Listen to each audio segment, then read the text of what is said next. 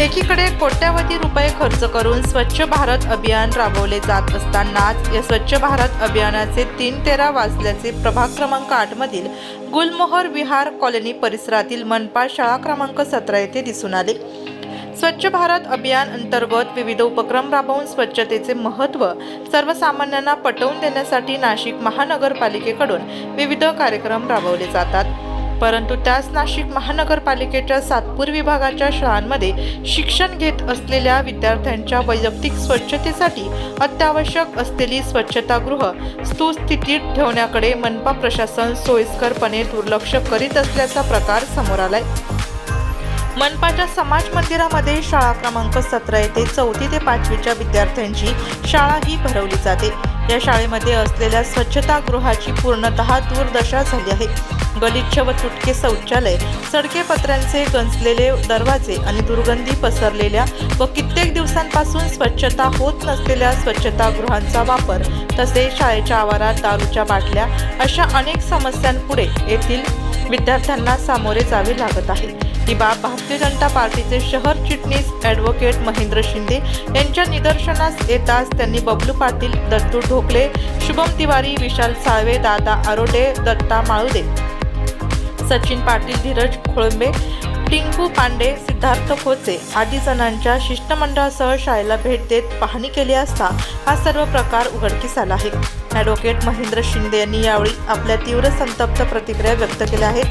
तर त्यांनी सकाळी बोलवलं की ओपन स्पेस जो आमचा आहे तो डेव्हलपमेंटसाठी मान्य जे सीमाताई हिरे आहे त्यांना त्या संदर्भात काही आपल्याला ते डेव्हलपमेंट करता येईल का, तर ते बघण्यासाठी आम्ही इथे आले असता आम्ही बघितलं की बाजूलाच महानगरपालिकेची जी इथं गेल्या 15 वर्षापासून शाळा आहे, तर शाळेतली काही मुलं मागच्या बाथरूममध्ये काही करत होती, ती पाणी घेऊन काही ते स्वच्छ करत होती।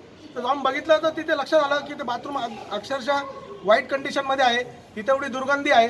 आणि त्याचबरोबर शाळेमध्ये आलो, मग शिक्षकांशी बोललो, तिथे लक्षात आलं की बघा इथे ही जी कंडिशन आहे, इथे खिडक्या तुटलेल्या आहे, काही गज बाहेर निघालेला आहे, बेंचेस बॅड कंडिशनमध्ये आहे, त्याचबरोबर इथे लाईटसुद्धा नाही आहे। म्हणजे महानगरपालिकेची जी शाळा आहे ती गेल्या 15 वर्षापासून इथे आहे, नाही इथे कुठलीच मुलांना सुविधा नाही, संरक्षण भिंत नाही, वॉल कंपाऊंड नाही, इथे कोणी म्हणजे वॉचमन नाही किंवा मुलांकडे लक्ष ठेवण्यासाठी। आणि त्याचबरोबर इथे बघितलं असेल पुढे ते पाणी पण लिकेज होतं आहे। आज डेंग्यूचा पूर्ण नाशिक शहरावर किती प्रभाव होता हे आपण सर्वांनी बघितलं आहे। आणि इथं जे पाणी लिकेज आहे, इथे जे पाणी लीक होते, ह्या कुठल्या अधिकारी करतात त्यांच्यावरती कारवाई झाली पाहिजे। त्याचबरोबर ह्या शाळेला लवकरात लवकर ह्या सर्व सुविधा पुरवल्या पाहिजे आणि त्या जे कोणी अधिकारी असतील त्यांनी त्यांची मुलं ह्या शाळेत टाकावी ना। इथे कामगारनगर परिसरातील इथे बाजूचे गोरगरिबांचे मुलं येतात, ते इथं शिकतात, त्यांना इथं शिक्षण भेटतंय का, ते इथं त्यांचं आरोग्य धोक्यात आहे हे महानगरपालिकेने पाहावं आणि लवकरात लवकर यावर कारवाई झाली पाहिजे, नाहीतर आम्ही याच्या तीव्र आंदोलन करू। त्याचबरोबर जेव्हा महानगरपालिकेची शाळा जेव्हा संपते दुपारून इथे मुलं येतात, जे इथं बाजूलाच देशीचं दुकान आहे। आता कलेक्टर साहेबांनी ते देशीचे परवाना कसं काय दिला, इथे 25 मीटरलाच देशीचं दुकान आहे आणि त्याचबरोबर तिथली लोक बाटल्या घेऊन इथे येऊन बसतात, इथं दारू पितात आणि सकाळी इथं वर्ग भरतो। ही जर परिस्थिती आपल्या या नाशिक शहरामध्ये अशी असेल तर इथं आयुक्त साहेबांनी इथं लक्ष दिलं पाहिजे आणि आम्ही आयुक्त साहेबांना लवकरच भेटून या संदर्भात निवेदन देणार आहोत। नाशिक शहरातील सर्व शाळांची स्थिती काय पाहिली आपण? सर्व शाळा डिजिटल आहे, पण इथे तर लाईटच नाही आहे भाऊ। त्या संदर्भात तुम्ही बघितलं असेल तर इथे बेंचेसची कंडिशन एकदम वाईट आहे आणि डिजिटल हा खूप लांबचा विषय आहे। इथे काही मुलं बंगल्याच्या इथपर्यंत असं पूर्ण चौकोन पट्टा पूर्ण रस्ता क्रॉस करून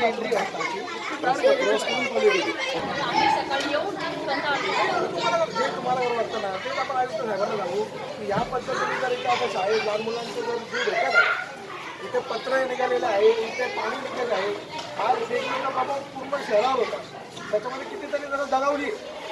आणि जर लहान मुलांवर जर असं होत असेल तर त्या अधिकाऱ्यांनी एकच करावं की त्यांची मुलं पण ह्या शाळेत येतात, म्हणजे त्यांना खरी परिस्थिती त्यांची मुलं घरी जाऊन सांगतील की काय परिस्थिती आहे।